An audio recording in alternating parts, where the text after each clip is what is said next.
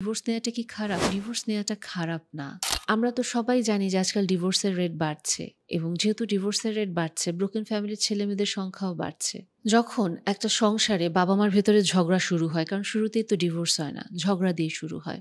বিভিন্ন বিষয় নিয়ে ঝগড়া হতে থাকে। কখনোই ঝগড়া হয় বাচ্চাকে একবারে সামনে বসিয়ে রেখে, কিন্তু যেভাবেই ঝগড়া করি না কেন আমরা বাবা-মায়েরা, বাচ্চারা কিন্তু চোখ দিয়ে শোনে, চোখ দিয়ে দেখে। ওরা অনুভব করে। ওদের বাবা-মার ভেতরের সম্পর্কটা যখন ঠান্ডা হয়ে আসে, ওরা তখন আস্তে, আস্তে করে প্রচণ্ড রকম ইনসিকিউর হতে থাকে। ওরা বারবার ওরা একটা আস্থার জায়গা খোঁজার চেষ্টা করে বাবা-মার দিকে তাকিয়ে। ওরা ঠিকই জিনিসগুলো বোঝে। ওরা ঠিকই অনুভব করে কোথাও না কোথাও একটা সুর কেটে যাচ্ছে কি, এবং ছোট্ট মানুষগুলো ১ম এই যেটা অনুভব করে, আমার কারণে কি বাবা-মা ডিভোর্স নিচ্ছে? আমার কি আরো বেটার কিছু করার আছে? বা আমি কি পড়াশোনায় আরো ভালো করব?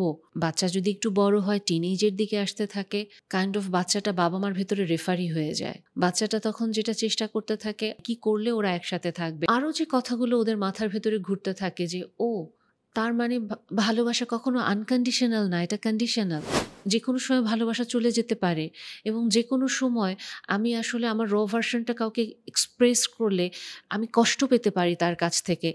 তার মানে ভালোবাসা অনুভব করানোটা না, বরং ঝগড়ায় জিতে যাওয়া, নিজের ইগোকে জেতানো, এটা আসলে মূল লক্ষ্য।